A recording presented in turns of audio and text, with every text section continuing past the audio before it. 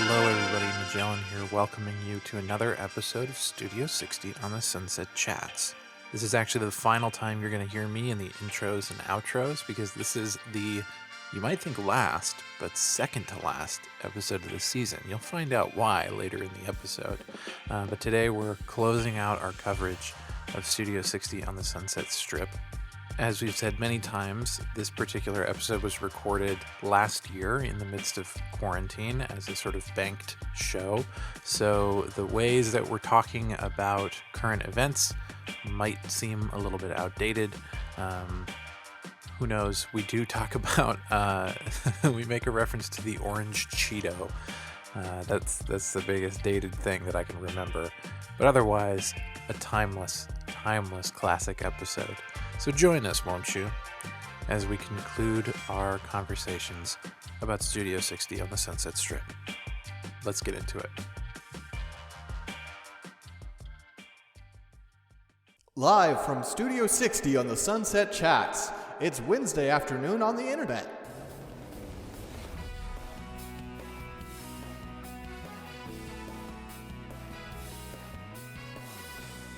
Hello and welcome to Chats, the television podcast, season 10. Studio 60 on the SunsetChatz. My name is Alan, and why do you think I haven't fired him? It's because I agree with him. It's Magellan, everyone. Good evening. Hey, what's up? Just for the sake of temporal continuity, it's afternoon in some dimensions and evening in other dimensions. That's okay. That's fully valid to me. What is up? What? I don't know, dude. It's Wednesday. What? Wait, what? The other person on the podcast, the announcer, said afternoon in quarantine. In whatever, in the internet. Oh, I understand. Were you not here for that? No, that was piped in later. Oh, right. That was we recorded Yeah. that several hours later. That's true. I forgot about that. Everything that Six does, we just leave gaps. And Mhm. then Six is sort of at home, like, Ha ha ha ha ha ha. see? We just Yeah, put sometimes put the sync boom. lines up, sometimes it doesn't, unfortunately. That's so true. What a ghastly Yeah. way to What do record you a think, podcast. Alan? I thought it was... What do you think, Alan? Oh, God, the button's broken. Oh, fuck. What do you think, Alan? Honestly, folks, this week someone asked me if I have contempt for my government. And to them I said, you think I have contempt for my government? Listener, if I do, that doesn't come close to the contempt that my government has for my co-host Six. Welcome, Six, to the show. Hi. How's it going? Great, honestly. This pair of episodes had some juicy quotes, mostly pointed at the United States, which I'm fine with. But I'm glad to be here. More like the United States, am I right? Whoosh. The sound of me getting on my roller skates. Have you either of you ridden on roller skates before? Of course. What? Yes. Oh, thank God. I had like cute girly ones because, well, no, I had like my own pair, but my sister's fit better, so I would wear hers, which explains a lot now in hindsight. But I liked roller skating a lot. I only did it once at a roller skating party, and I fell and whacked my ass real hard, and it hurt for days. Good. Whoa, that's awesome. Teaches you how to be a real American. There was an arcade there, and I kind of, instead of roller skating on the floor, I just wanted to be in the arcade without wheels on my feet. Sure. Just me and the Ninja Yeah. Turtles. Yeah. Just me and the Duck Hunt. I don't know. I can't even fathom the last time I've been Right, to an Hydro arcade. Thunder Thunder or something. Yes, that's the true 2000s arcade game. Yeah. Heck yeah. For folks who don't know, for whatever reason, this is Chats, a television podcast where we watch cult classic TV shows. And today on SunsetChatz, we are talking about the last two episodes of Aaron Sorkin's Studio 60 on the Sunset Strip. Those episodes are K&R Part 3, the end of a trilogy that we started discussing last week, and the series finale, Episode 22, What Kind of Day Has It Been? For those keeping count at home, this is the second What Kind of Day Has It Been discussion on Chats after the Newsrooms. I think that's also the Newsroom series finale, if I'm not wrong. Yeah, every time Yeah. it's a finale. It's It's What Kind of Day Has a It Been? finale, but it's not always a series finale. Sometimes Is it's that always true? a season. Yes, it's like Yeah, the season West one Wing, it finale in was the West Wing. season one, and then Mm, Sports you're Night, right. it might have been the series finale. I'm not sure. Mm-hmm. But yeah, it's an Aaron Sorkin thing he really likes doing. He's calling, and it's not like grammatic. We'll talk about this when we get to the episode, but it's not like a grammatically nice phrase to say. I always feel like I'm stumbling over it. What kind of day has it been? And it also isn't like a quote from the episode. Nope. Ever. Or anything. It's just a Yeah, thing. I don't think it's a reference to anything. It's just something he came up with one time and was like, yeah, that sounds like literature. Yeah, exactly. Yeah. And I will start by, first I'll introduce for the episode that we are discussing first, K&R Part 3, which was written by the guy who's on the show and was also on the sketch comedy show. His name's Mark McKinney. Written by Mark McKinney and Aaron Sorkin, directed by Timothy Busfield, and it originally aired June 21st, 2007. Magellan, can you tell me what happened in K&R Part 3, please? Sure. Mark McKinney is Andy. That's what I was funny. trying to say, yes. That's fun. I couldn't find the name. In this episode, Jordan faces a new complication. Jack spends time with Simon following the actor's outburst, and in flashback, we finally see why Matt and Danny left the show 5 years previously. So Yeah. that summary kind of neatly organizes the main subplots of this one. I actually thought it was kind of funny how this is basically a 4-part finale disguised as a 3-part episode followed by a finale. Like that, like What Kind of Day just comes directly after this one. So they kind of smushed in my head. And also the question of why they left or were quit or were fired or whatever 5 years ago is not answered in this one. Yeah, it is. Well, it's like they introduce it. They know that they fired because of a sketch, but like the final moment of them saying like I left and then he left because I left was in the second episode. I kind of want to talk about that idea that this is really a 4-parter because I think understanding it that way gets at the heart of what really frustrated me about the second episode, which maybe it's too early to talk about that, but it just, I don't know. It really feels like the entirety of K&R was about setting up all of these things to be nervous about, and then in What Kind of Day Has It Been, that what that title implies and what I think is useful about that title is like give your characters a moment to reflect on their lives and on whatever crazy circumstances they just went through at the end of your thing, so you can watch them kind of come out of it, reflect, and grow. But when all of the circumstances that they're reflecting on are things that were like ginned up and created for the previous 3-parter and were just kind of arbitrary, it's this whole thing. It's just sort of like, okay, why did we spend so much time, like when this episode ended and I was like, nothing's done yet? Are you telling me that this show put people through these plots that were just about putting the characters in crisis? Yes. In crises that were out of their control also. Mm-hmm. Like there's nothing that they can really do to affect the outcomes of what's going on. You're telling me that this show put viewers through a month of that just to at the end of it be like, okay, and it's all done. Everything's fine. Go on home, folks.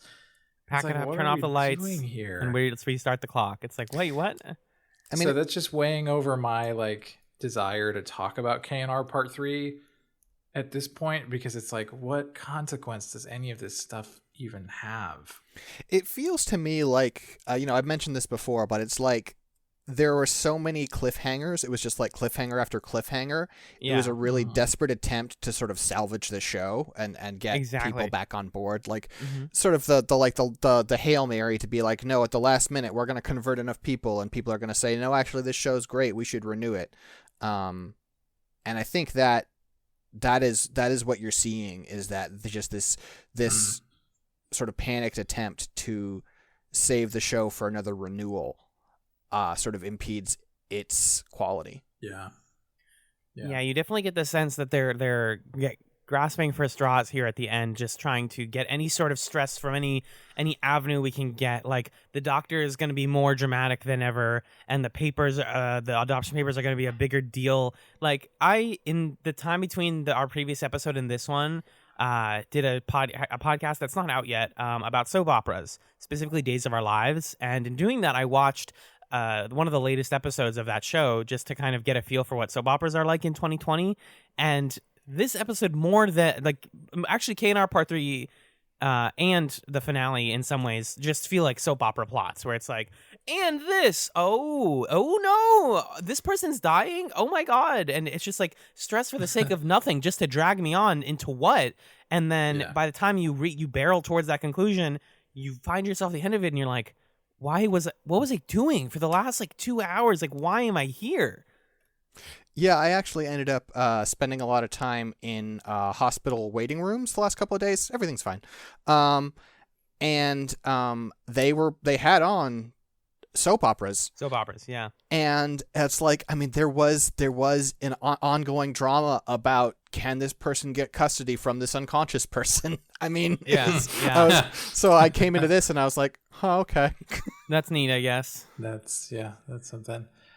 And also characters keep doing the soap opera thing of like listing all of the plots that are going on. Yes. At the beginning of both of these episodes, there's a character that recaps it for people, to the extent that my roommate Charlie was like walking by my room and he heard, I think it was like Jack Rudolph in the first one, listing everything that was going on. He just laughed out loud at the sound of a character doing that. It's like so artificial. Yeah. You could wake up from a coma to this episode and be totally on board for this and the finale. Like, oh, what? Okay, sure. We got babies, we got drama, we got racism, we got okay, fine. Let's hit it. Yeah.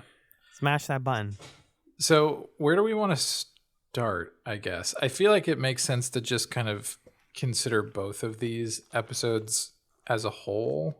Sure. I honestly can't remember what happened in one of them separate from the other. It's sort of an arbitrary distinction. So what's the plot that we feel like starting with and kind of talking through to its completion? I was pretty fond of Jack and Simon's plot line, mostly because it's fairly self-contained and takes place mostly in like a single room. Sometimes it feels like Aaron Sorkin just wants to write a soap opera, and then sometimes it's like he really, really, really just wants to write a play. And he went on to do plenty. I mean, he did that To Kill a Mockingbird. I mean, he started by that. Yes, he did. He did start doing that originally. And so whenever it's just like two guys sitting in a room talking about philosophy or politics, it's just like, yeah, this is his bread and butter. I actually also, after watching the finale, found that old YouTube video from like 8-9 years ago called Sorkinisms. And it's all the sentences, phrases, poses, and just like aphorisms that Sorkin characters have been saying across all of his shows. And it's like 10 minutes long, and he just has a bucket of like guy talks to guy about America, girl talks to guy about romance. Like he's pulling from a bank basically. It's really jarring to watch to just realize that so nakedly, that he's not like reconceiving any big ideas. But the Jack and Simon stuff felt pretty unique, and mostly because obviously there aren't a lot of people of color on Aaron Sorkin shows, so it's nice to like have a black character who like is talking about that with Jack, a man who's been notoriously like stubborn and wants to be open-minded, but like needs to put his profit and his company over everything else, and kind of like feels that world cracking around him in conversing with Simon throughout these episodes. I just before I forget, I was talking to my dad on the phone last night, and he was telling me all this stuff about me as a kid that I'd totally forgotten. Like in second grade, when I needed glasses, I didn't tell anybody that I needed glasses. I would just go into the classroom early every day and memorize what was on the board. Holy shit. So that if I got called on, I would know what the teacher was pointing at, which is that's a lot. Yeah, that's the extent to which I was like not able to self-advocate. But anyway, the other thing that he told me yesterday that I had absolutely no memory of whatsoever is that apparently I really loved and would constantly ask to watch the show The Hughleys, which I was like, I don't know what that is. And it was a family sitcom headed by D.L. Hughley as like the dad or whatever. 1998 to 2002, so that tracks. Yeah, I was just like, oh my God, I've never heard of this show, but I guess as a kid I loved it. So somewhere in the back of my brain, there's been a fondness for D.L. Hughley this whole time. Right. Watching Studio 60 that I didn't even realize. Yeah. That should sound interesting, kind of. I mean, in the spectrum of like sitcoms about like black characters living in a white neighborhood, like, but neither here nor there. But D.L. Hughley is a pretty good actor, and brings a lot to this role. Honestly, like I think Simon has maybe never been as good as he is in this episode or in these episodes. I'm again kind of considering these as a whole. Just like vouching for himself and being able to talk about himself, and like really criticize even the show's greater narrative of like these rich people are good and like have this power that's fine and we should be okay with that. Because Jack Rudolph is trying to convince him to issue a formal apology on television because after he verbally assaulted all of those reporters, it's going to be read as him supporting Al-Qaeda, being unpatriotic, being anti-American, being violent, all the things that get thrown on the shoulders of African Americans all the time. And he's talking about like I don't have to apologize because I didn't say anything wrong. People will agree with me. It's just the thing I yelled at to the news. Why is this such a big deal? And Jack's like practically begging, like basically on his knees begging, like just do it. It's so easy. All I'm asking you to do is say a couple of words. Like it's not gonna ruin your career. Just this simple thing. And I think it's cool though. It's like Simon takes on the Sorkin character role of like unwavering dedication to morals. Which for a character like this and a position like he is, I think kind of works all right. I didn't buy it. Yeah, what part of it didn't you buy? I don't know. It was weird to me too. I don't buy Simon. I'm like Simon being this person who, given what we've seen of him, he certainly has his pride, and I appreciate that. But I don't buy him being the person who's like, I'm going to throw away my career and my reputation and let people, like, at the very least, I could, like, just the idea of him being like, no, I'm not going to say I'm sorry, I'm not going to say anything. I could see the argument of it being him being like, I will give the world's most compromised apology, the world's most, like, I apologize, but this is really your fault. But, like, I don't buy him not wanting to apologize at all, partially to save his career, and partially because, from anybody's perspective, what he did was shitty. Like, whether or not he had the right, like the right sentiment, the part where he's like, you all should die, obviously he should apologize for that. Right, Anybody right. would. Yeah. This isn't a America isn't the greatest country in the world thing that Sorkin would go on to write, where it's like you can defend that take and spin it however you want. This guy literally threatened people on national television. Like there's no righteous defending of that. Right. Yeah, I don't know. There were a couple things in the second episode that kind of complicated my understanding of what exactly Simon's motives are here, to the extent that it kind of just feels like Simon is meant to be almost a present day proxy for Jack remembering the Matt and Danny incident, because this is very much a Matt Albee thing of like, I'm not going to apologize. I refuse. So it feels like it's being done not because that's Simon's character, but because that is Jack like is realizing similar it's to happening Matt's again. character. Mm-hmm. Right. But in the second episode, first of all, Jack, like out of the gate is like, I bet my whole salary or whatever that you're going to do it. And it's like, what? Why?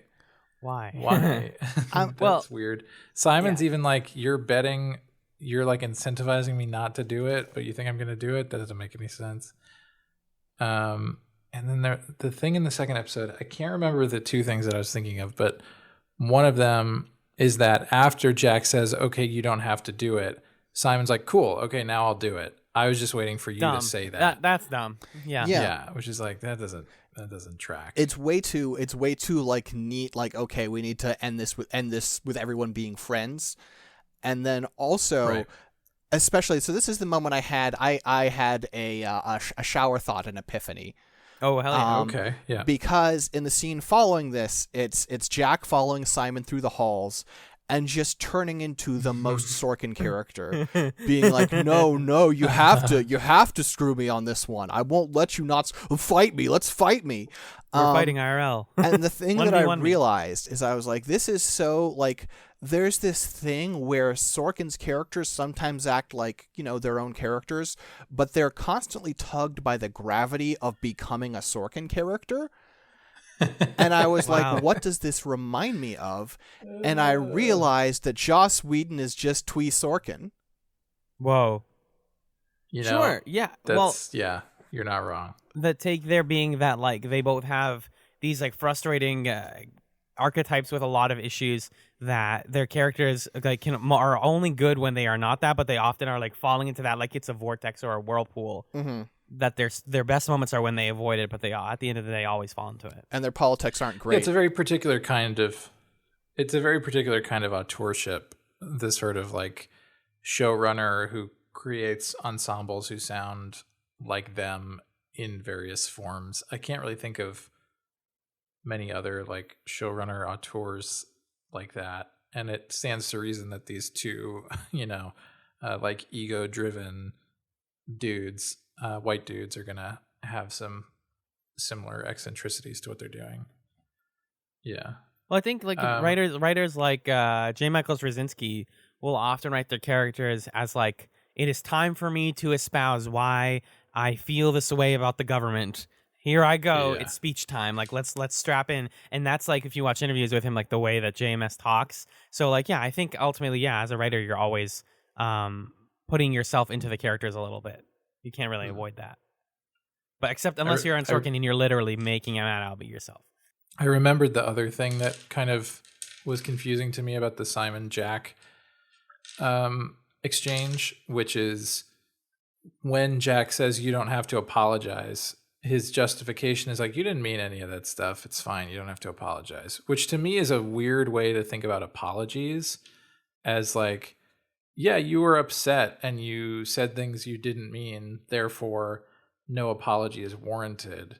But like, just because you didn't mean that you hope all these reporters get bombed or whatever doesn't mean that you didn't say it. Mm-hmm. Like, there is still something to apologize for here. Isn't it Matt later or Matt and or Harriet who talk about like, yeah, in relationships you're always apologizing, like for stuff you mean to do, for stuff you don't mean to do. Like that's just something you're always. No, it's worse than that. It's Jack that says that earlier in the conversation. Oh, and he's talking about his wife. Oh.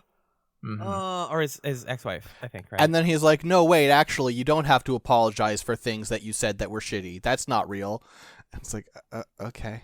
Relating to the apology thing, I want to go back because I know it can sound like to the listener maybe like I quickly reneged on my point that Simon kind of works as the mouthpiece for Sorkin's ideology here.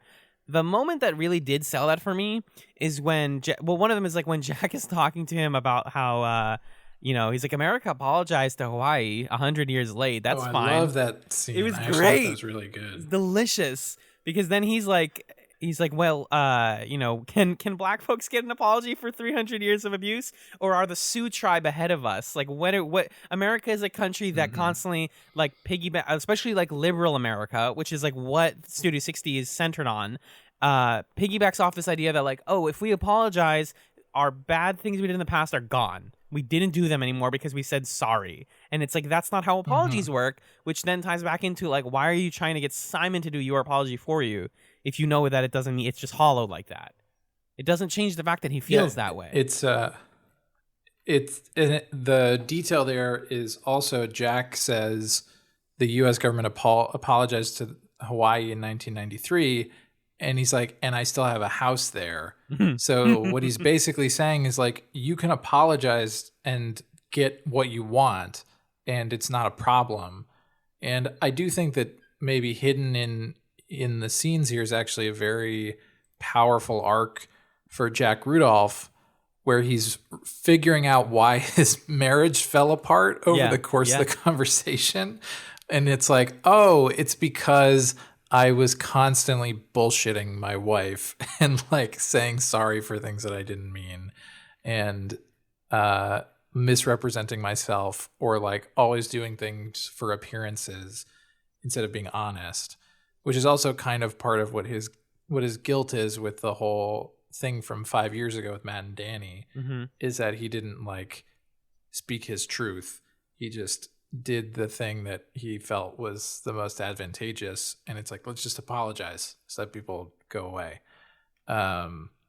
But I do think that there's a nuanced kind of middle ground here of there's some kind of apology that Simon should be making, Mm-hmm. Like, it's not okay. Some of the things he said are just not okay. But also the things that they were saying were way out of line. The things that provoked him to respond that way. So I don't know.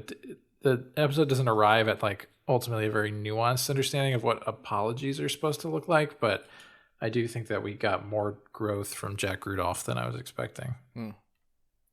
Expecting exactly, or like anticipating. I just didn't think that was what we were gonna get.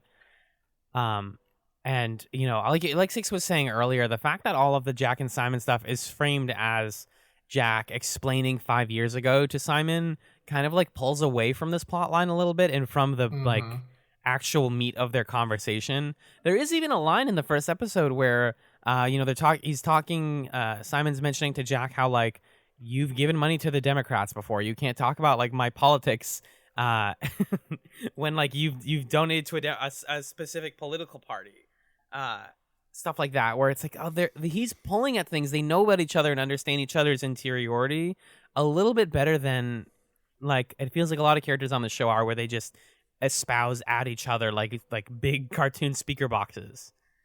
I still have like so many thoughts swirling around in my head, but the other I think big moment was when when Simon wanted to be involved in like hearing about the recruiting Trask Industries for Tom, and he's talking about how much money it is.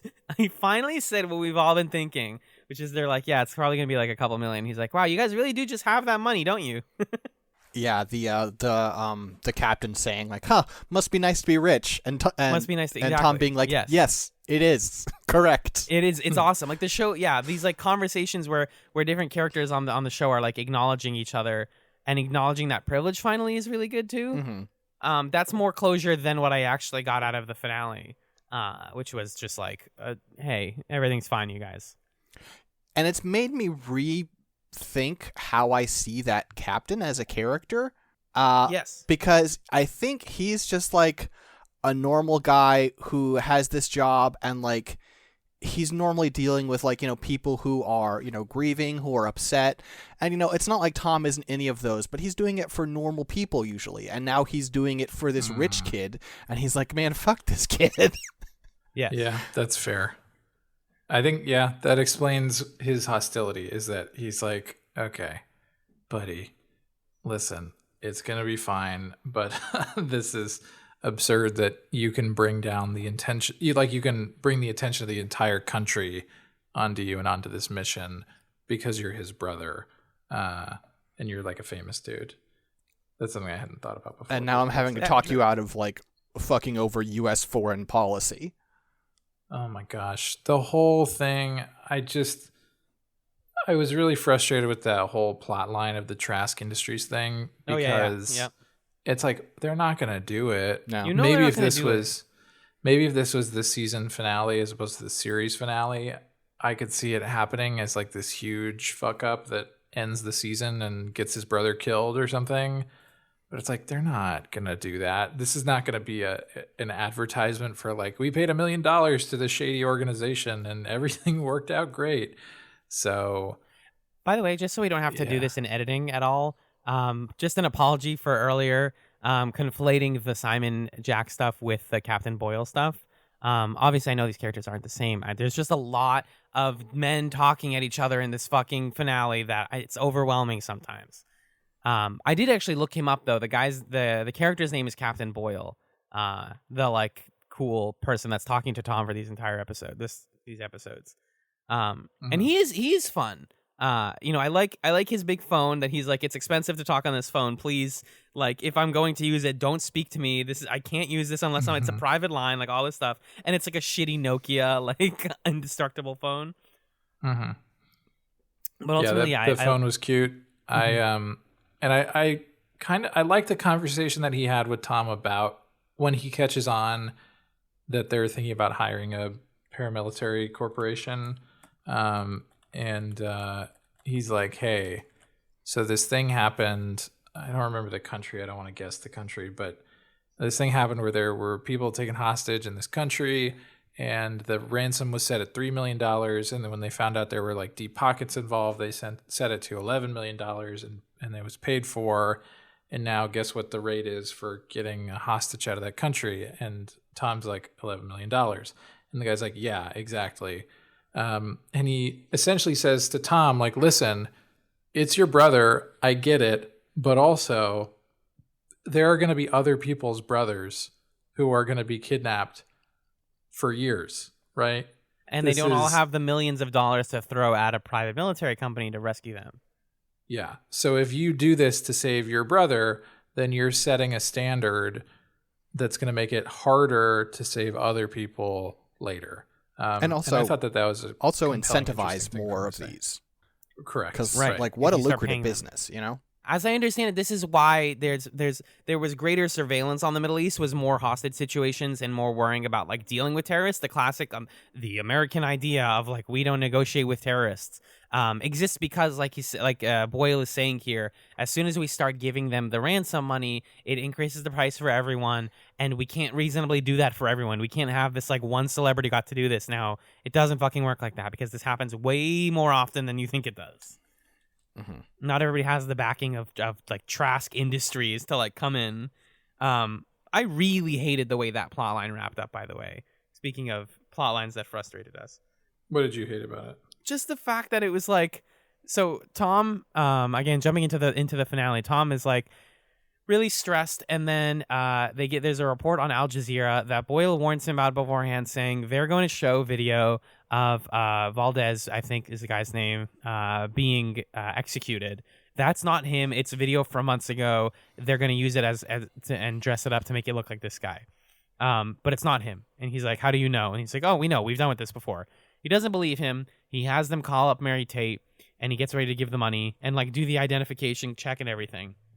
And then right as they're like about to do that, Boyle is on the phone on his little Nokia phone, and he's like, hey, I'm talking to a person right now. Can you please shut up? And he's like, no, send the military. I'm talking to a person. Send the military. I'm talking to your brother, Tom. Would you like to speak to your brother? The United States military sent in a bunch of Black Hawks, and he's fine. We did it. We fucking did it. America, hell yeah. The sweeping orchestra music comes in. Let's go, America. We saved him. We didn't need a PMC. Because we have the good old troops. This is what this episode is. Yeah. There are so many plots here. There's this. There's Simon and Jack. There's everything with Jordan and Danny, where it is like, okay, they make the hard and probably shitty choice, and then immediately get bailed out by circumstance. And it's just like, okay, wow, it's like we never did it every single time. So here's my shower take. That's neoliberalism. Why would we make the hard take when we can just say it's fine and then move on? Okay, can I do my shower take? Yeah, what's your shower take? Aaron Sorkin and Joss Whedon are neoliberals. Whoa! Back in the shower. Slow it down there, Farmer Brown. Let me keep scrubbing. Yeah, and the other thing that's like rah military is when Tom, what's the guy's name again? The Boyle? Army guy? Boyle. When Tom's talking to Boyle, Boyle essentially says like, "Hey, I can't directly countermand the commander in chief, but like we both know why things are going bad, huh?" He basically says, "Listen, our military is great. That George Bush guy is a real piece of work," and that's like Aaron Sorkin's thing. It's like, look, we can all get along. We can all meet in the middle. I don't hate the military. Listen, God bless the troops. Just, I just want a Democrat to be telling them where to drop the bombs. Come on. That's basically what he's saying with this plot. It's like our boys can do the job because they're the best dang people in the whole dang world. But just not with that clown in chief at the head of things. The orange Cheeto, as they would say today. Yeah, this is why he can't do a show these days, is because if he went as centrist, like with the state of the Democratic Party and its public support, if he went as centrist as his heart tells him to do, he would be wildly unpopular, and his show would be wildly unpopular. Yeah, right. It's infuriating, and honestly, the more I think about it, the more this like neoliberalism poisons basically every plot line in this episode. Because even the Matt and Danny stuff is like, it turns out that they're like, it's only fair that we get to I was gonna say post this sketch, that we get to like air this sketch because like we wrote it and it's good, and like America should be allowed to criticize itself.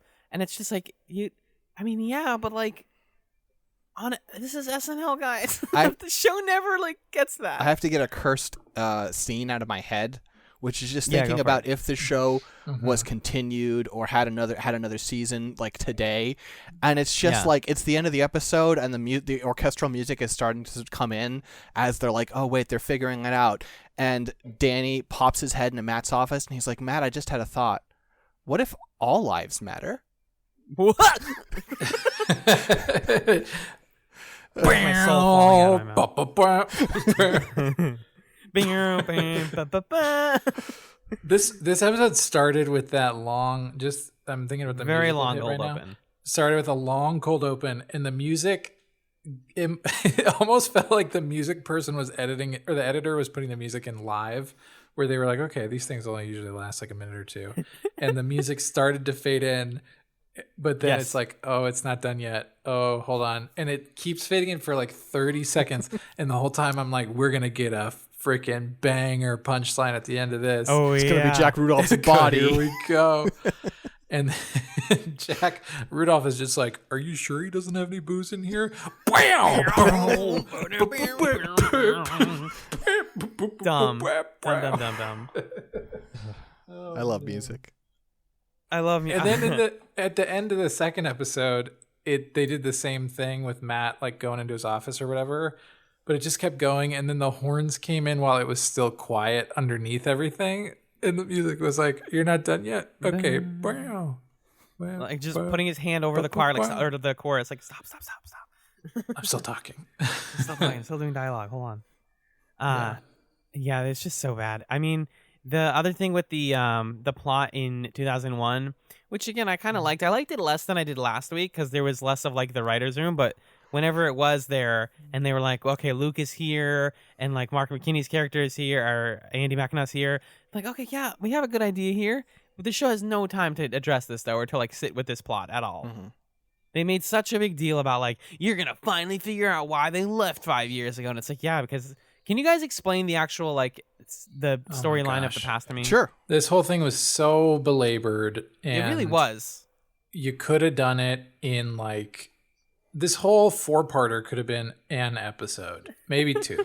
It could have been 2 episodes. Matt decides that he's over everyone being patriotic, and he wants to be able to make, like, controversial jokes again.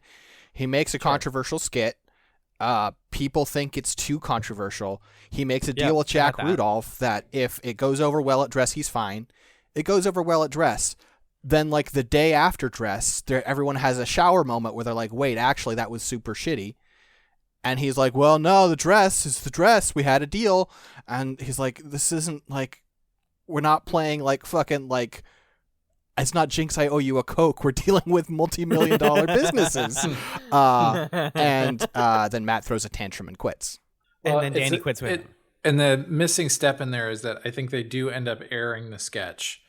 And then Jack brings him into his office, and he's playing this like conservative talk radio show. Oh my God. It's not even a nationally syndicated show. It's not like in Arizona or whatever. It's like a particular region.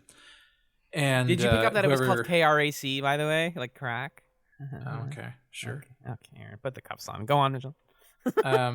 And the radio show is basically saying like these guys are un-American, da da da da da. And Jack says we can't have this, so you need like a bunch of advertisers are going to pull out, so you need to go apologize. And it's that sort of like them being forced to. He basically is like, apologize or I'm going to fire you. And they say, well, you can't fire us. You can fire Wes. Wes can fire us. So he tries to get Wes on the phone, but Wes is in the hospital. Then we learn later that he does get in contact with Wes, and Wes issues an apology on the show's behalf without talking to Matt and Danny about it. And that's when Matt decides to quit in this moment where he's sort of like, he basically feels like everybody has turned against him. Mm-hmm. Like Wes has sold him out. He can't get anyone from the network to agree with him. Harriet is off having sex with Luke or whatever. Better off. And he's like, nobody likes me anymore, so I'm out of here. And then Danny's like, I'm leaving too. He's my friend. And I don't know, like, I appreciate this whole let's have a character who really sticks to their guns, who cares about their morals. That's what Sorkin shows do. That's all exactly what they do. Right. In the face of a society that is willing to sort of compromise, seeing a character who's stalwart and steadfast and clear-eyed about what they believe is cool. Except we're talking about a lame sketch. Where it's You were like, talking about an Osama sketch on a late-night show. It's like Karl Rove is talking to Hollywood or something. And it's like, this is dorky. But I guess the principle of the thing is like, come on, it's just a sketch. You're going to hang me out to dry over this sketch? I'm not going to let you do that. So whatever. But then the frustrating thing is he's talking to Harriet about it. And she's like, hey, if it was a Democrat, if it was Bill Clinton, you wouldn't be upset about it. And he's like, yeah, you're right. She's like, okay, so... And he's like, yeah, I'm going to do it anyway. And he's like, you made a really good point. This entire plot was a complete waste of time. Anyway. Anyways, here comes the finale. Oh, God. Yeah, and it's like the show really wants to sell it as this triumphant, defiant, character-defining moment for Matt of like, he did the right thing. And 5 years later, all of these other characters are realizing that he did the right thing. Mm-hmm. Jack Rudolph is like, fuck, I shouldn't have made them apologize. I'm so stupid. Harriet's like, I should have left the show with him. Then we wouldn't have had all these relationship problems. But it's like, Matt wasn't like really sticking to his guns in that way. He was just being really, really stubborn. It's kind of like how I stick to my guns when I say I want an ice cream, and my doctor says you can't eat ice cream, you're lactose intolerant, and I throw a tantrum. Yeah, and then you eat the ice cream, and then you destroy your guts. Yeah, no, listen, I really stuck to my guns there. Yeah. I think it's like Wes made the right choice because it's a sort of like lose the battle, win the war kind of thing of... hey, maybe it's an okay system if we just put the sketches out there and push the envelope. And when they step a little bit over the line, we're like, man, we're sorry. And then we keep doing it. Maybe that is how you're supposed to do this. Instead of after one thing where you kind of misstepped or where somebody's throwing a fit or whatever, you're like, I'm out of here. Because what they could have done is they could have said, hey, I'm sorry. And then the next week they could have done a sketch just eviscerating the freaking talk radio people or whatever. And there's also a degree to which it's so, like, the thing is, there's nothing noble about this. There could be if he was a novelist or if he was some kind of solo creator where he was like, this is my product, this is my message, and if I did something crummy, it's on my head, right? Yeah. He is one writer at a huge staff, and what he's decided is like, no, I'm going to stick up for myself and throw everyone else to the wolves. I think the fact that Matt Albee gets off on literally gets off on every single like bad thing he's done throughout the series in this episode is specifically the button on this series that weirded me out the most and made me feel the most like I was on pills or something.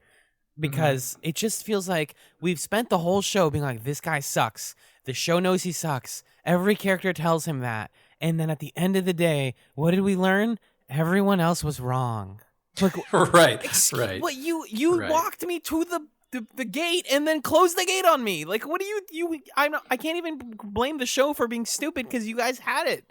You literally had it, and you were like, "No, he's good though. Like he gets the girl and the show and the sketch, and he's just a genius all the time. That's just what he is. Like, there's no moment where he remembers what happened 5 years ago, and he's like, "Woof, I acted like a real jerk." I couldn't point you to a single piece of character growth for him from the beginning of the show to the end. Well, it's Harriet telling him, in the future, when I tell you you're wrong, you have to fucking listen to me and stop. But he doesn't even say, I was wrong about No, he literally says, like, I might be wrong. He's like, I might be wrong. He's like, I could be wrong. And she's like, okay, good enough for me. That's progress. No, it's not. And then when Danny's like, hey, you two are together, he's like, yeah, till we break up again. It's like, holy shit. We're just in hell. We're just in hell. Oh, man. And then the other thing is, it's this great emotional moment when Danny is talking to Harriet, and he says like, "Hey," she's like, I love Matt, but like he hates me for not leaving the show with him or whatever," which is not. I feel like Matt and Harriet constantly don't understand what the other person is upset about. Yes, all the time. They're like, "You mad about this?" No, okay. But she's like, "That's why he's mad," and Danny's like, No, he loves you. You know, when you broke his heart, he started doing pills all the time. He's writing the show high, and that's why the show's so bad. And then, first of all, annoying moment where she's like, "I didn't notice," and Danny's like, "Yeah, that's how good he is." Like, come on, stupid. And then the resolution to that is her being like, "Hey, Matt, you kept all the pills from me, Slap. You're supposed to tell me everything. Tell me, I'm the person that you tell everything to. Well, there's no consequence for Matt's brief vacation in addiction. There's no resolution. I mean, he got slapped. To what do you want, Magellan? Do you like? Do you know? Okay, I understand you don't speak TV language, but in the TV world, getting slapped is like a big deal, and it kind of means like, man. That's why the rough. slap happened at the TV show. Right? Yeah, exactly. You'll both make great points, honestly, and it's just the fact that ultimately, when you write a character that is supposed to be semi-based on yourself, your conclusion ought to be the growth that you want to see for yourself, or the arc that you like envision for yourself going on, or having gone on if things didn't go so well. And I don't know, is it like Sorkin suggesting that, well, I'm hopeless and I'm just going to stay like this and no one's ever going to call me out for my drug problems or my being a shitty partner problems or my like power issues? Is it just him saying like, I'm hopeless and I suck and no one's going to work on that? Because it ends happy. Because then if it ends happy like it does, then it's him saying like, I know I'm a mess, but eventually at the end of the day, people know that I'm right, which is so much worse. It's so much like you gotta imagine Kristen Chenoweth is watching this show. Wincing so hard. She probably stopped watching after the first episode or two. Good for her, honestly. But you gotta imagine if she watches to this point, she sees this sort of like fan fiction Dear Diary moment where at the end it's like, hey, we're gonna be together, it's gonna be great. And essentially the message of the show is like, oh, Matt and Harriet, they weren't really trying. Danny says this. He's like, you haven't really tried. I love Danny's line where he's like, what's the problem? You like Jesus and he doesn't believe in Jesus? Come on. That's stupid. It's not a reason to not like each other. Yeah, but he's like, come on, just try harder. And then the message of the show is, oh yeah, actually they're perfect for each other and they just need to get out of their own heads and accept the relationship. And Kristen Chenoweth is on her couch at home like, no, you that's missed not it. Why, you asshole. You missed all of the things that I told you were bad about yourself. You wrote them all into this character. He's an asshole like you, and you didn't change or do anything different at all. Aaron. And then she turns off the TV and I don't know, goes and sings something or whatever she does.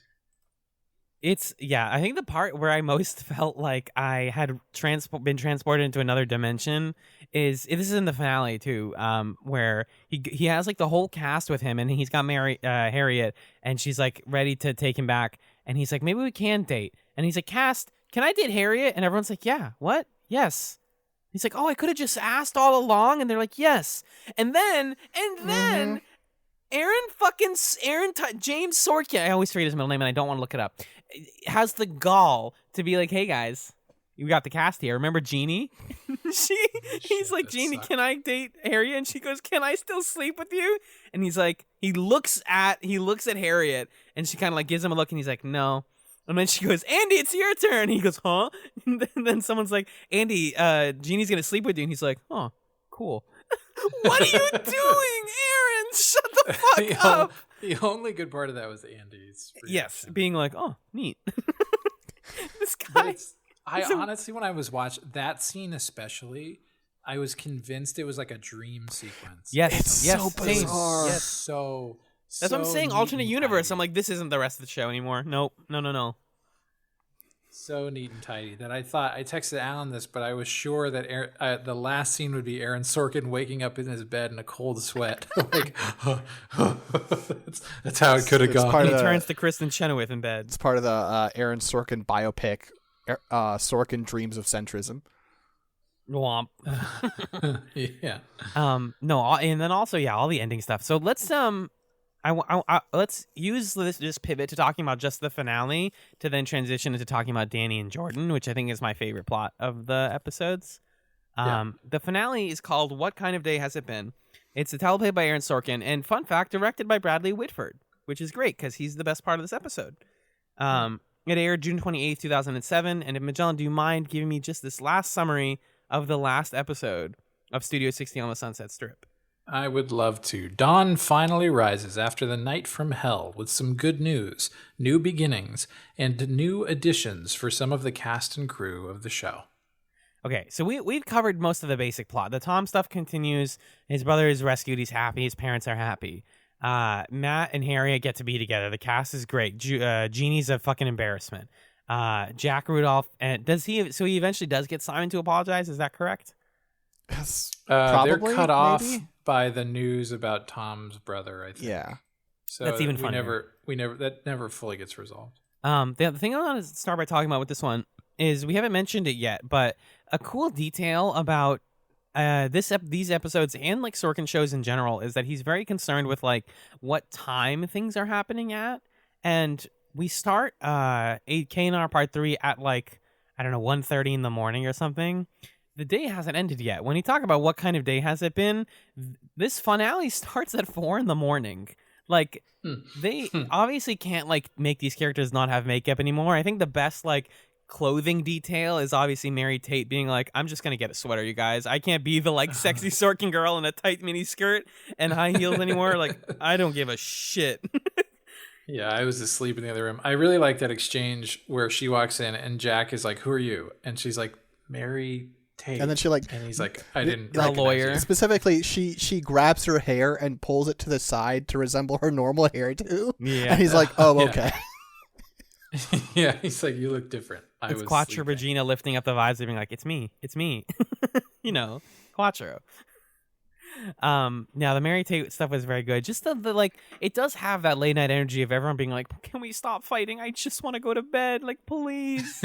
Yeah, right. And that's illustrated nowhere better than the Jordan and Danny Tripp plotline, which manages to be the one like legitimately cute, if extremely saccharine, button on this series. Because Danny spends the beginning of most of the first episode stressing with the doctor, who gives him one more big like anxiety attack by being like, okay, Jordan's blood clotting has finally stopped, and he's like, yes, and he's like, now she has an infection from the hospital. He's like, no. It almost felt like the actor accidentally said that she was fine and had to improvise another problem to keep the episode going. Yes, exactly. It's like, it really infection. Yes, okay, great. She yeah, could die. Okay. It really is that thing that we were talking about earlier, where both of these episodes are just about like making the circumstances worse and worse and worse, and making characters make a decision that ultimately they don't have to follow through on because things are fine. Exactly. So that revelation of like, she's clotting now, but now there's an infection. I was like, okay, whatever. Just whenever it's plot convenient for Jordan to be better, I guess that's when we're gonna. That's see her when again. she'll be better. The two sort of crises in these episodes that, you know, if you're remotely intelligent and paying attention, aren't going to happen are Tom is not actually going to call Trask Industries, and Jordan isn't going to die. And by knowing both of those plots are like invalidated. You're like, okay, because I don't know, none of this matters. Now I'm just watching people talk and like plan nothing. At least the parts with the doctor with Danny and Jordan don't really matter. It's just like the doctor is just stringing him along and he's stressing.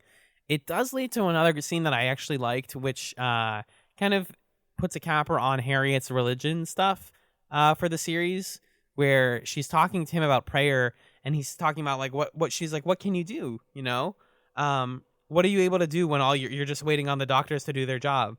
And she finally convinces him to go to the chapel with her. And they have an honestly pretty nice scene in the chapel. I think was pretty respectful, being like, hey, you like, this prayer will work for you and feel good and be worth it to you. This is a lot better than all of the millions of times she's tried to get Matt to do this. But I just liked that not only did she get him to do that or get to start doing that, but then he backs out and he's like, this just doesn't feel right. I don't begrudge you for this. I just can't pretend to do this. It doesn't feel good to me. That felt very honest and realistic to me. That's why I liked it. It's a much more healthy version of what Matt and Harriet do, where instead of it being this fight, you're stupid for feeling this. Yeah, Danny's like, here are my problems with this. And Harriet has some pretty good responses. And then he's like, it just isn't, I can't pretend that I believe in this.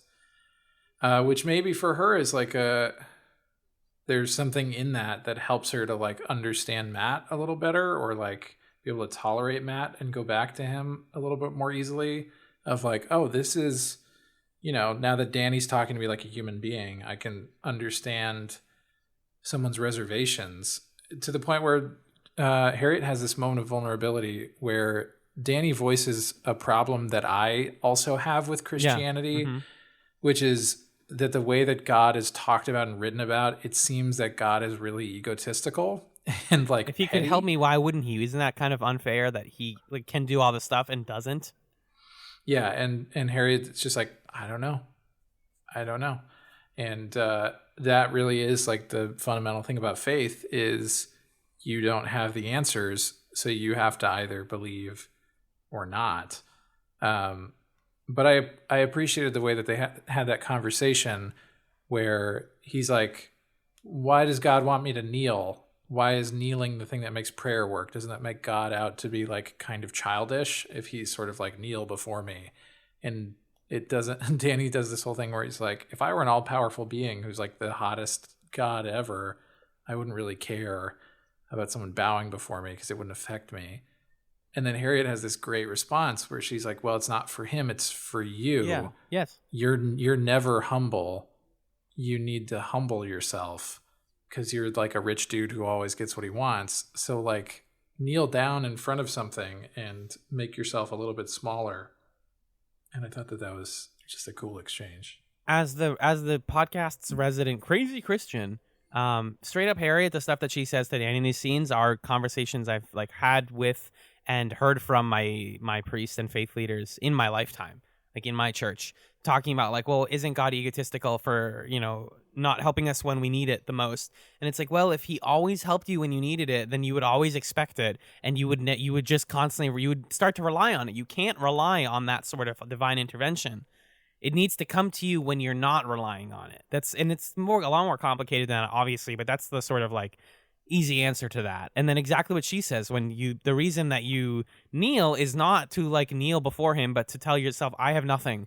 I belong to no man. I own no land. I am not myself. I belong to you, the Lord. It's a moment of like of humbleness and also just humanity, right? It's like, I'm a person just like everyone else. We can all kneel.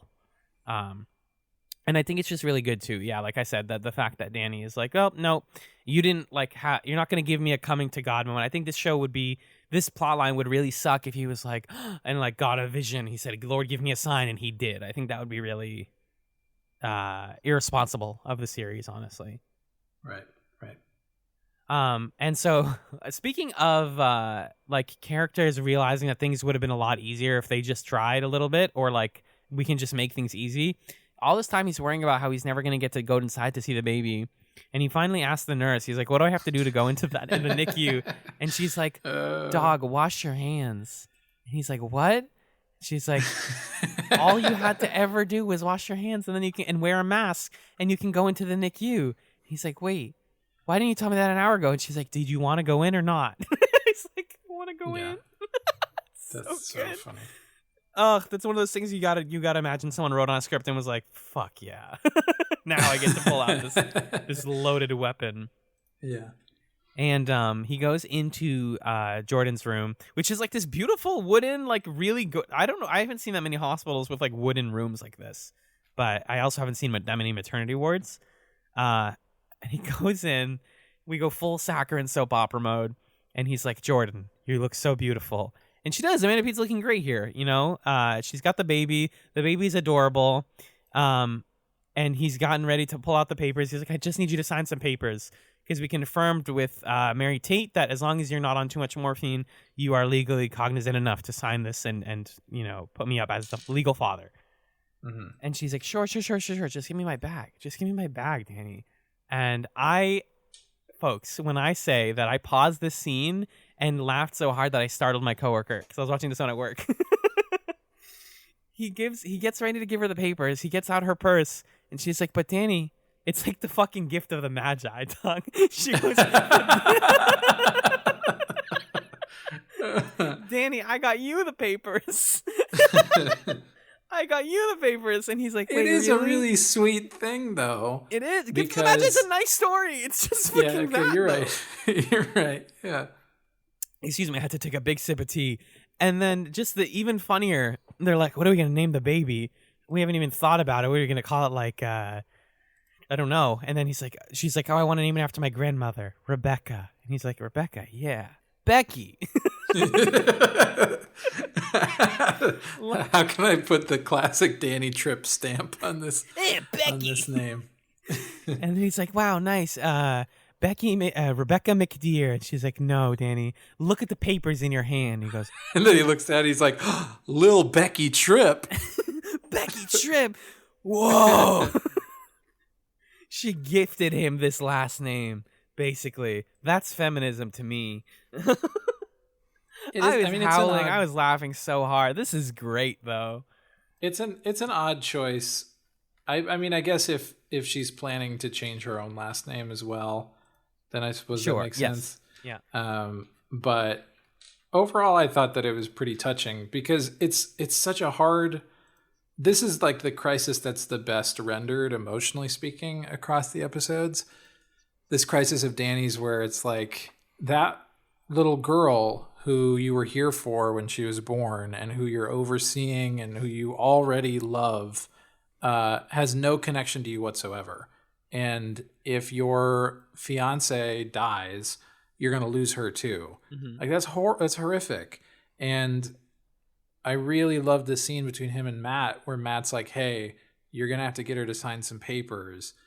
And Danny's like, she's not going to die. It's not going to happen. And then before Matt's even gone, he's like, okay, I'm going to do it. Ask Mary Tate about like if she's drugged up or whatever. Mm-hmm. It's an incredibly hard thing. So just, I don't know, like the complete relief that Danny must feel when Jordan has those papers, because he would have otherwise felt guilty, I think, for a long time about like the night where he was hedging against the fact that Jordan might die and making arrangements, predicting her death. But the fact that she did that too, I think takes such a weight off of his shoulders and makes him feel so secure in the relationship, and also in the fact that she like knew he was going to propose at some point. That to me, it was a really meaningful moment. But I feel like the problem is like one that happens twice in this episode, right? Yeah, it's the best one of the many times that happens. But the other thing is, it's just like, I feel like this is that neoliberalism at work, where it's like, oh wait, there's no problem. I don't have to think about this anymore.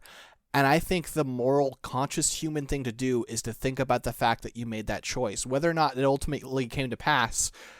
Tom made the call to sign up with the PMC, and like Danny made the call to have a woman who's doped up on morphine sign forms. Like, these choices over a child for made. Adoption if she dies. Yes. The fact that they didn't come to pass is like good, but like you have to you have to like, you know, deal with the fact that you made that choice. And it feels really... Well, I think he did make the choice. Like, he was on his way to do it when the doctor's like, hey, she's fine, let's go see her. Right, but like the tone of the ending is very much like, oh good, we never have to think about that again. And I don't think that's responsible. I feel you, Six. I think you're kind of saying that like the show doesn't suggest that they're now going to have to sit with that decision and like actually talk through it as a couple, because he never even had to pull out his papers. You know, he mentions it, but it's like, well, it's fine. You signed the papers. It's the thing you want. You got the result. You don't have to worry about the consequences much. We're not seeing it happen. Right. Like this is a very extreme example. I want that to be clear. But there's a famous. But I think. Oh, sorry, go ahead. There's a famous like experiment that was done after World War II where they brought people in and basically had them electrocute other people. And they were like, okay, basically the person running the experiment is going to keep saying you have to keep doing it, keep upping the voltage. And they showed that most people will do it. Now, it turned out in the end that the person on the other end was an actor. No one was getting hurt. And what this show is saying in that circumstance is like, well, it was an actor, so really there's nothing bad about this. And it's like, no, it says something about this person's character that they made that choice. I'm not saying necessarily it was a bad thing in the case of, like, Danny, but, like, it does say something about them that they made that call, and hand-waving it is really irresponsible. But I don't think it's a hand wave. I think that ultimately Danny made the choice. He got the papers sent to him. He was ready to do it. Reluctantly, but he was like, this is the right thing. This is the best thing for the daughter. So I'm going to do this. And I guess what I'm saying is, like, the fact that Jordan had prepared for this and has the forms in her bag just tells you a lot about, like, why ultimately their match is a good match. Sure. Because they're both the kind of person who, even if it's hard, or even if it's strange or whatever, they're going to do the thing that's best for this young girl. And they're going to do just the thing that's the most pragmatic and the best thing to do. Because at the end of the day, they're both like that sort of person. And I think what Danny's feeling at the end there is not necessarily like, I don't ever have to think about this decision again, but he's feeling secure in the fact that, like, I'm not alone when it comes to making decisions like this or thinking the way that I do. Like, I don't have to worry about the fact that I was going to do this. It might still bug me, but, like, Jordan's not going to be weird about it because she sort of sees the world and understands it the way that I do. Yeah. I also, just as the, like, science person who took a psych class in college, I'm in no way suggesting that your point is incorrect, Six.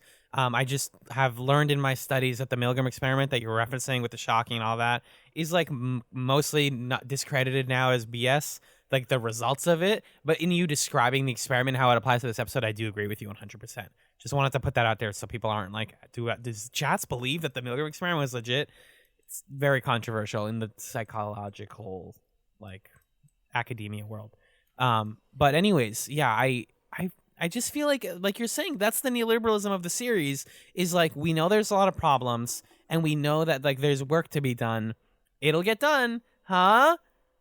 Okay.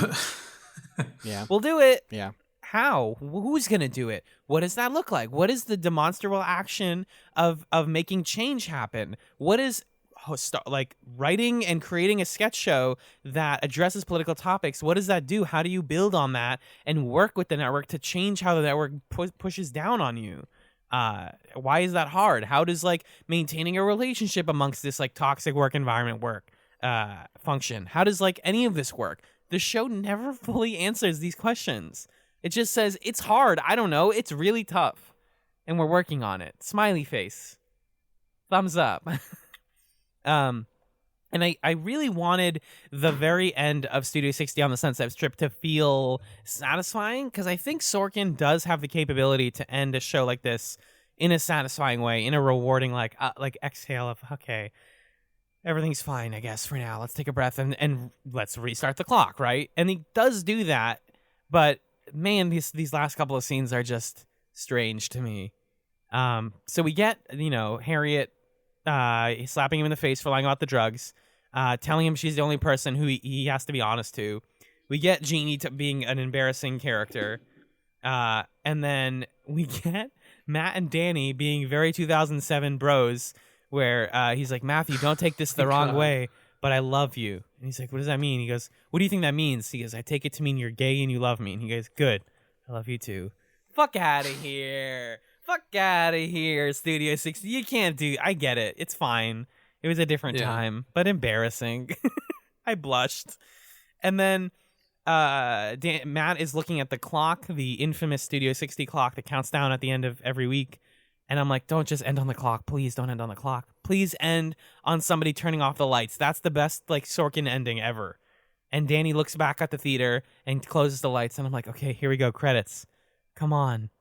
And then Matt Albee ends the entire series by turning to the clock as it resets for one more week. And he says, I'm going to make a friend out of you yet. Horrible last Let's line. restart the clock, though. You should have said, let's restart the clock. That's a way better ending. What does he mean? I mean, I kind of know what he means. He's saying, like, well, I'm going to develop, maybe he's saying, like, I'm going to develop a better relationship to the weekly grind. To deadlines. Yeah. Yeah, but, like, is that the message of the fucking show? I will become a better capitalist employee. My 40-hour work week does not define me. What? I will make my 40-hour work week better able to define me. Yeah. It's so strange that, like, he and Harriet have this great reunion where they make out, and then she's like, okay, I'm going to go home now. Like, I'm going to go to bed. Okay, shouldn't we just go talk about this or something? And then, yeah, he just goes to his office at, what is it, like 5 in the morning or now, something? yeah. And Danny's like, go to sleep, go home. And he's like, nah, I'm going to work. This sucks. This is horrible.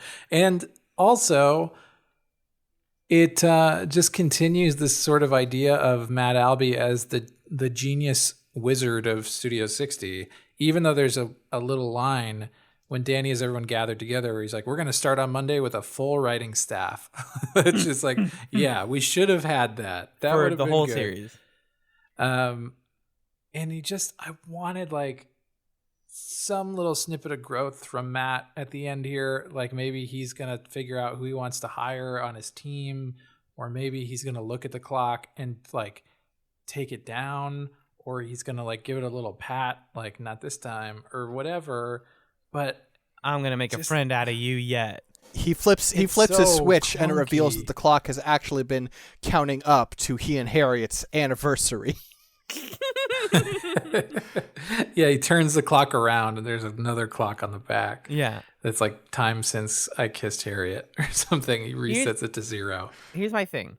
It's not just, neoliberalism. It's not just like everything's happy and fine.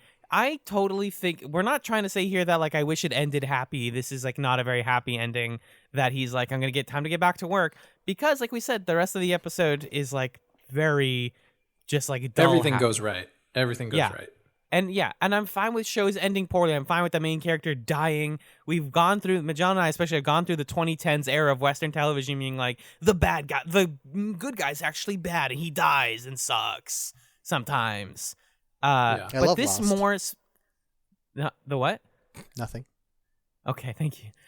This more feels like Anesthesia, where you're like, I know something bad is happening, but they want me to feel good, and instead I feel completely nothing.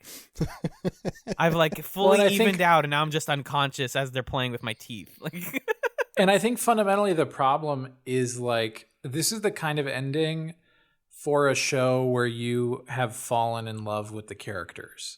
yeah. Like, I don't know, Avatar: The Last Airbender or something. If that ended with everyone being like, oh, okay, we'll start a new adventure on Monday, you'd be like, yeah, that sounds great. Oh my God. I love you guys. You're my best friends. But when it's like all these kind of vaguely shitty people and sometimes explicitly shitty people being like, hey, on Monday we're going to be less shitty, but we're basically going to be the same. And Jeannie found someone new to sleep with. Yeah, you're like, okay, I don't have a sort of like fondness for this. I was entertained. I'm glad that things worked out for these people, but I'm not nostalgic for them. So to have this ending where Matt's like, huh, remember the clock? Oh man, me and this clock, we go way back, huh? Remember all the crazy times we've had where I've been upset with this clock? Anyway, as that's we the go end. Good night, everybody. on, Yeah. we remember How the clock. Yeah. Yeah, I agree. It definitely feels like an ending for a show that I actually, or like characters that I liked a lot more and felt some, or even like just some attachment to the clock and the idea of like running to the deadline. Instead it's like, we do work and I'll see you on Monday. Like what is it? Especially funny. Even just like, let me pitch you a different ending. Yeah, sure. Okay. Matt Albee flips on the clock and he just looks at it and he goes, "Ha!" Yeah, And right? He's just like, "Yeah, all right, here we go again." Yeah, exactly. Like, let's just, exactly. It's not that hard to do an ending. Like, you can even do an ending with the clock. Oh. But I personally would have just preferred. Or he turns it on, does that laugh, turns it back off, and then he walks away. Or if he turns it on, and he's like, "Wait a minute," and Danny's like, "What?" He's like, "This is set for East Coast time. We've got 3 more hours. We got 3 This hours. has been wrong the whole time." Oh, hell yeah. Yeah, the twist ending. That's a good ending for a season 1 of a 3-season series, where it's like, season 2, we got 3 more hours. What are we going to do with those 3 hours? Game. Find out. Ugh. Okay, so some closing thoughts. I am really glad that we watched Studio 60 on the Sunset Strip.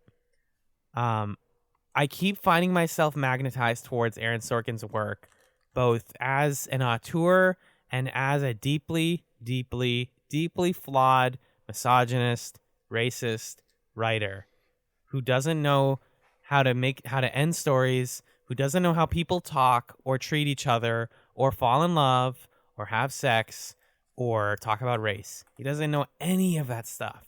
He doesn't know how politics works. He doesn't know how the country works. He doesn't know how voting works or democracy or any of that.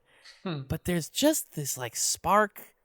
And I feel like I watch these shows and we read about like people online who are big fans of his stuff. And there's a part of me that gets it, that understands why people obsess over his stuff and identify with the characters, and why people in the Obama White House were like, yeah, we all loved West Wing. We all thought it was like so important to our like development as political figures. Like I sort of get it. And I'm struggling to like put words to it, but there's like some alchemy in there. I don't know. There's a go ahead. There is an allure to the neoliberal fantasy, right? There is this idea that like, listen, there are no actual villains. Some people are misguided, but we're all trying for a better future, and we'll get there. Don't worry about it. And there's something romantic about that. There's something, seductive about that. And it's a load of crap. Right. It's a lie that America has been fed for decades and decades now. And, getting this like snapshot of what the mid 2000s looked like from this perspective is fascinating and valuable, especially now when we've like watched this like ideology crumble in front of our eyes as we've grown up in the age that we're in. It's like, yeah, and this feels quaint in a way to see this series. Yeah. Yeah, I'm glad we watched it too. I mean, I agree that there's just something about Sorkin that's particularly seductive because it's so ultimately hopeful and like pretty brazenly hopeful in ways that shows don't do that often, or at least recently. I feel like shows are not quite so consistently, stridently hopeful in this way. But yeah, like Six, what you were saying, that there aren't bad guys. Like the systems work as long as good people who care about the right things are in charge. The best, smartest people are in charge and just kind of doing things the normal way. Jack Rudolph was the closest we had to an enemy for a while, and he ends like joking and trying to give Simon money. Right. Yeah. Right. Yeah, he's totally redeemed in the eyes of the show. And it's because like he always had the right values, or he always knew what was right. And it's just that he sort of let these other things corrupt him, but now he's not going to be corrupted anymore. It's this almost like, maybe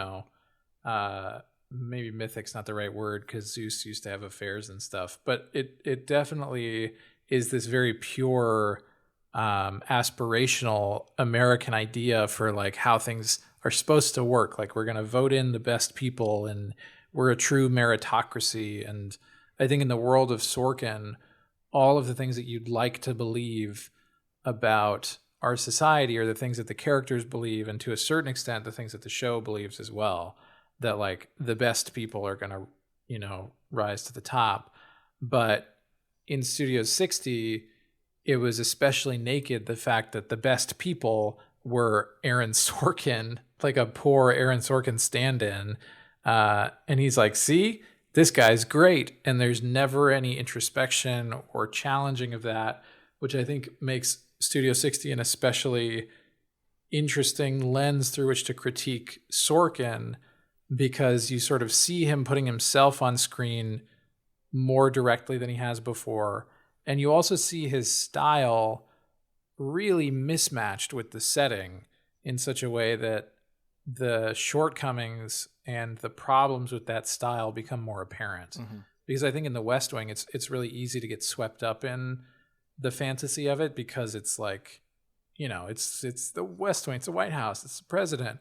And even in the newsroom, especially early on, it's like we're doing the news, and the news is something that matters and that has dignity and it's supposed to be done the right way. But this is sketch comedy. And to see characters doing the Sorkin thing of like, we're going to do the comedy and we're going to do it good. You're like, what the fuck is this? People aren't like this. I don't think I want people to be like this. I don't think this envisions a world that I want to see, where like sketch comedy is about pushing the envelope and seeing if you can like talk about Al Qaeda on TV without getting in trouble. And I do, to a certain extent, want for sketch comedy to be like bold and satirical and to challenge people and to push buttons. I mean, I loved The Daily Show, and I think at times The Daily Show and The Colbert Report were like that. I think there are also pretty seriously bad ramifications to what The Daily Show did to how we consume news, but that's another conversation. Yeah. So I do have a hunger for the kinds of things that these characters are producing, but they're just so self-righteous in ways that comedians are not, because comedians just want to be funny, and none of these characters really wanted to be funny except Harriet. Harriet was the only one who wanted to be funny, and she was pretty funny. But yeah, that scene in the hospital where she's like, I got ham, I got bread, I got cheese, and I got a cookie, but the cookie's for me. That's funny. That's comedy. Yeah. Oh, it bums me out too to see some of these actors now in other projects, because like we've talked about, like with the newsroom, watching people be in the Sorkin vortex and then pop out of it and see some of them changed and like adopt his worldview, and then some of them be like, actually that guy sucked and we can't talk about him, he's going to be slowly blackballed out of Hollywood in theory. He still seems to be getting work, but not as much. I mean, like I saw Sarah Paulson yesterday in that announcement for the like Nurse Ratched prequel series. Have you guys heard about this? No. So they're putting out like a mini series or something about, it's like the origin story of Nurse Ratched from One Flew Over the Cuckoo's Nest, and she's playing Nurse Ratched. And it's like, cool, Sarah Paulson's great, she's still getting work. I just really want to see her outside of work done by Aaron Sorkin. Really badly. Yeah, I think the other thing that's a great draw about Studio 60 is that the cast is really good. I mean, Yes. At least I just love Bradley Whitford and I love Matthew Perry. I'm enthralled by them. I think Sarah Paulson is such a talent. I think everybody else is fine, but Steven Weber, Amanda Peet, D.L. Hughley. D.L. Hughley is really good too, but he wasn't given as much to work with, I don't think. No, of course not. But there are just some people on this show that are really magnetic, which I think also helps to sell it and make it palatable for longer than it otherwise might be.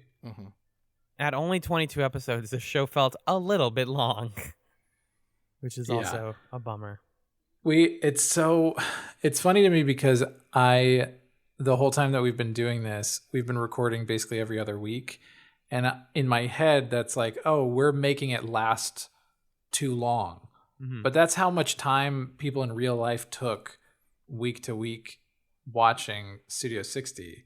And I was like, wow, this show is on forever. It doesn't need any more episodes. Right. It's good. It was canceled at just the right time. Maybe it should have been canceled 3 episodes earlier, so we wouldn't have had to sit through a 4-parter that was a 1-parter. Yeah. But we wouldn't have got to say "Rah Rah America" as often if we didn't have these. But that's Studio 60 on the Sunset Strip right there. Yeah, I think it's time to close the lights on this one. Time to go do the West Wing. Oh yeah, I want to do all the West Wing. Six, you on board? I could do it one season at a time with breaks. One episode per season with breaks, yes. Or do you mean? Oh, and you just mean like what? 2 episodes a week, like we for a do, season? Right. We do 2 episodes a week until we finish season 1, and then y'all cover something else for a while, and then come back for season 2. I could do that. No, yeah, that'd be okay. I personally don't want to do it. No. I've thought about it. I decided I don't want to do it. If we did all of the West Wing 2 episodes a week, there are 156 episodes, so it would take us 3 years. No, I'd be a grandmother. The Great Sorkin Project. Oh God! Yeah, I think this is the last Sorkin show that we cover for Chats, unless we find a way to manageably do the West Wing. Yeah, I was just saying before we got on or if it becomes a bonus podcast somehow with 6, and we just do the West Wing. But yeah. I think this was pre-pod, but I was saying that I do, in my own time, want to eventually watch Sports Night. I've heard like people I respect reference Sports Night enough, and I remember watching the pilot and being like, yeah, I think he did it again. And I don't care enough about sports journalism that like I feel detached enough I wouldn't be like bothered by it being bad. And it's 4 seasons, or is it? It's not that many episodes. It's like half as long as West Wing, I think. But anyways, that's one that I would watch. I don't know if that's podcastable at all. We will see what the future holds. But for now, we're not done with Studio 60 on the Sunset Chats just yet. Majan, do you want to take over what we're doing for the final episode? Because this is your cross to bear, sir. All right. You made this. I forgot. So we might be done with Studio 60 on the Sunset Strip, but we're not done with Sunset Chats. We have one more episode. We are going to be visiting a different sunset area of Los Angeles at a different time in the form of a movie instead of a TV show. And next week, we're going to be doing a commentary podcast with 6 still hanging with us of the film Sunset Boulevard, the classic, old lady was a movie star movie. It's pretty good. I've seen it once and I liked it a lot. And so we're going to watch it for Sunset Chats because who's going to stop us? So next week, get your copies of Sunset Boulevard and watch along with us. Yeah. I think it's fun. Just the idea. The main thing that sells me on is A, I like doing commentaries, and B, means we don't have to end on Aaron Sorkin. Right. That's the idea. To end on a movie that I've heard is okay. It's from 1950, so truly, no, it's good. Knows? It's a classic. It's not just okay. It's a good so. film. I think I'll take your word on it for it. Okay. Let's take it to the plug zone. John, you want to do this one? Sure. If you would like to get in touch with the show, you can do so in a number of ways. You can email us, chatspod@gmail.com. You can find us on Twitter, twitter.com/chatspod, where you can follow us, DM us, or add us, or whatever you want to do.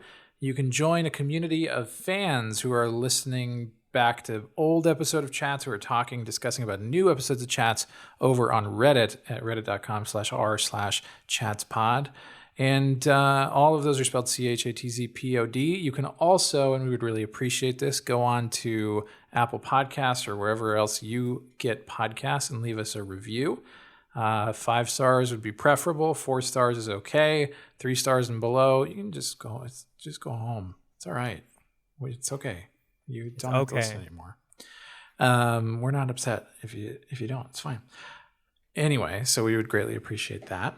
If you would like to show your appreciation for us, not just in writing form and stars form, but in dollar bills form, you can head on over to patreon.com/chatspod, where you can back the show in one of 3 ways. You can go $1 a month, which gets you access to, as of right now, my solo journey through the X-Files called the Chats Files, as well as some old movie commentaries that were previously set at $1 a month.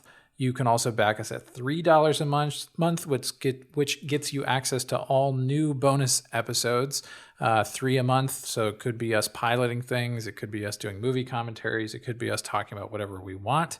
And that also gets you most of the backlog. And then at $5 a month, you get access to all the new stuff, the full Chats backlog, and our full love and appreciation and gratitude for everything that you do and have given us. So we encourage you to go do that.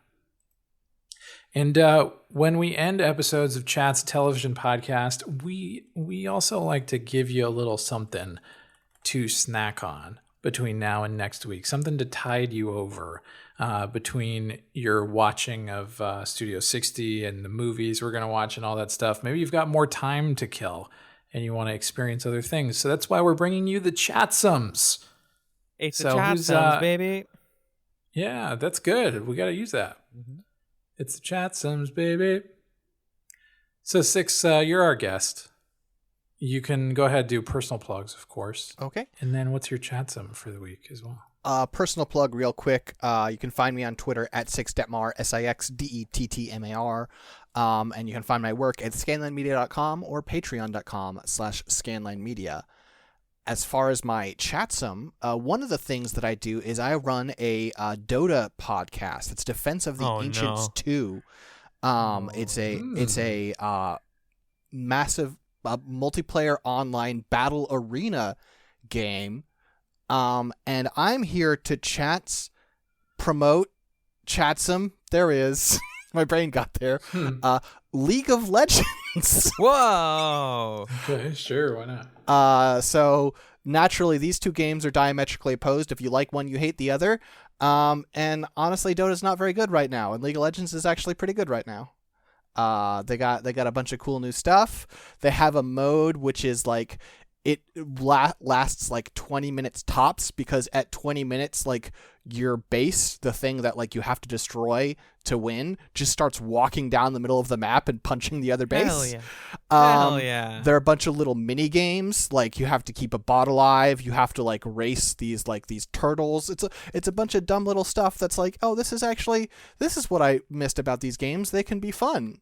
I just got so used to like, oh, MOBAs, that's where you play them and you learn things and you enjoy learning things, but you can also enjoy playing them. Mm-hmm.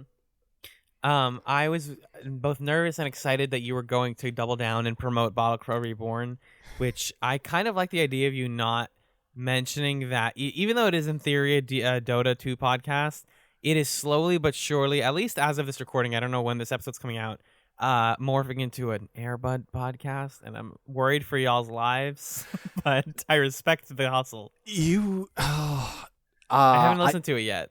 Yeah, it's I'm still editing it. It is among the more annoying edits I've ever done. Definitely not a Chatsum is Nick Cease, the villain, the monster. I love Nick, but also fuck Nick. Beautiful stuff. Thank you, Six. Of course. John, do you have a Chatsum? What about you? Oh, no, fuck. Alan, You threw it. You go. Fuck. You do it. Fuck. I just discovered a new podcast that a friend recommended to me this week, because I'm catching up on podcasts now.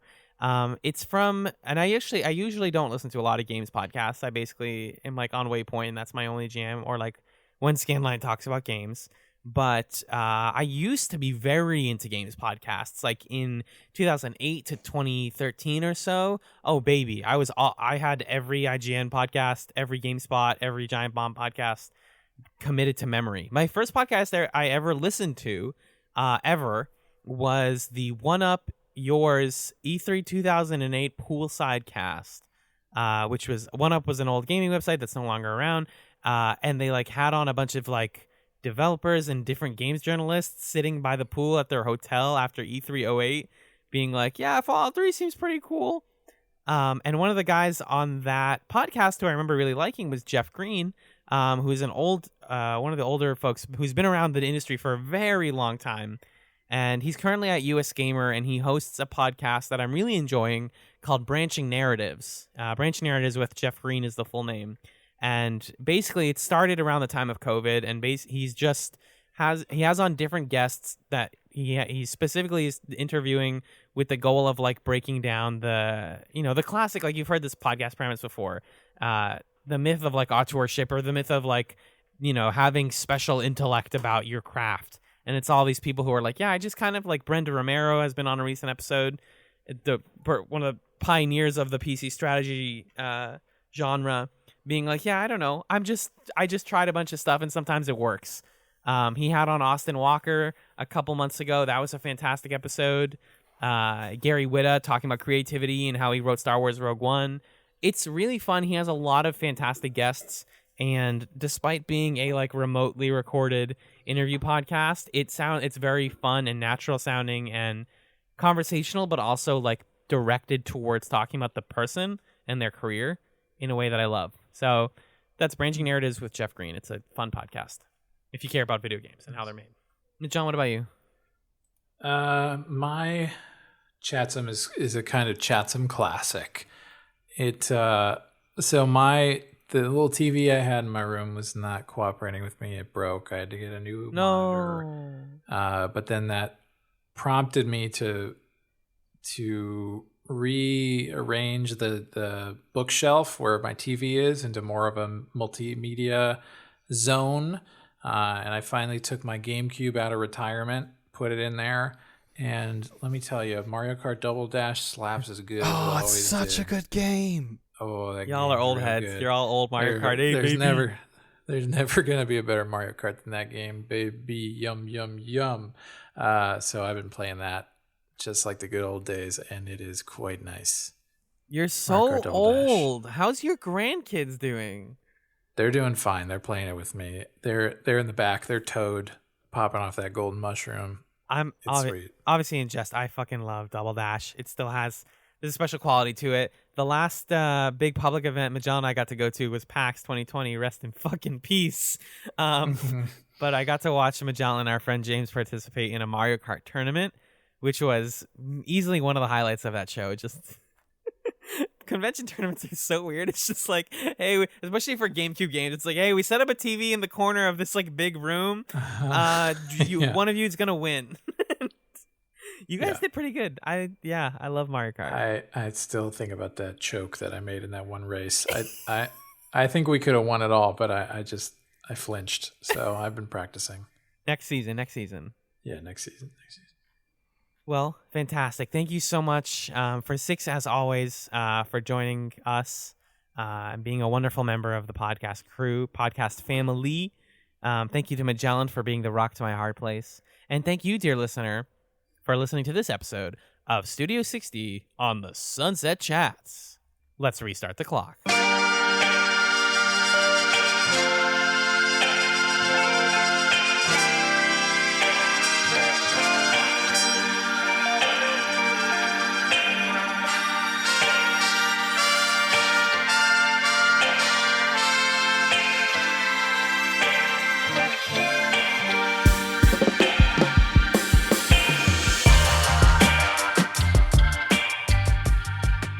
What kind of podcast has it been? More like it, huh? Thanks so much for listening to Studio 60 on the Sunset Chats, and thanks for watching Studio 60 on the Sunset Strip with us. We're excited to have you back next week as we do the commentary on Sunset Boulevard, which turned out to be really fun. Just to preview that for you. I wanted to hop in here just to give a couple thoughts and some more up-to-date plugs and things that you can look out for.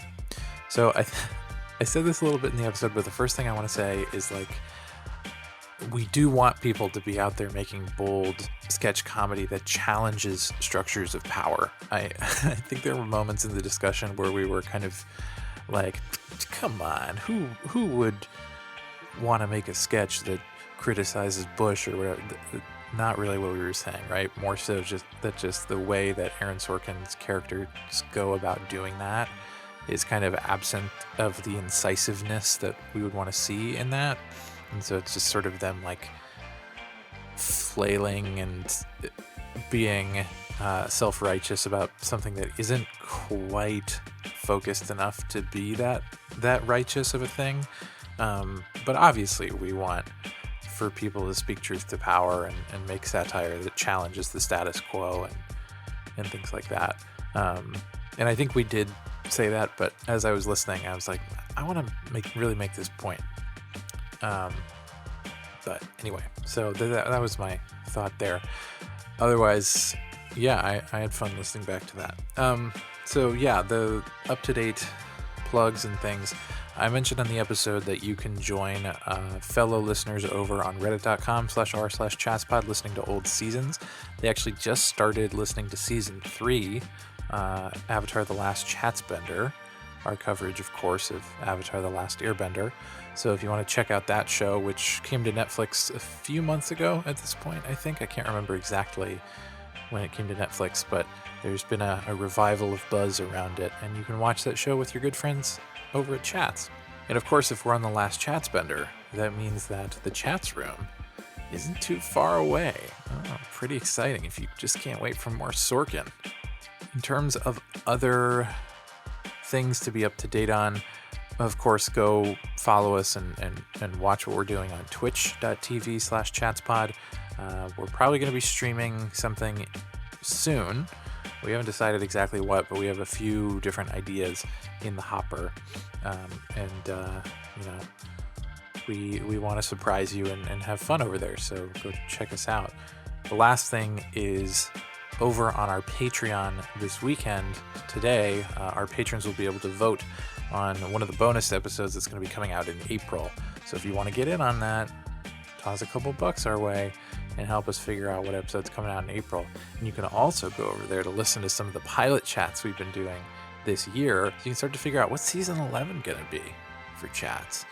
We've basically told people, but you can be in on the conversation too. So anyway, that's what I got for you folks. Thanks again for being a listener and a supporter. We love you very much. And don't restart the clock. Turn the clock off. No more clock.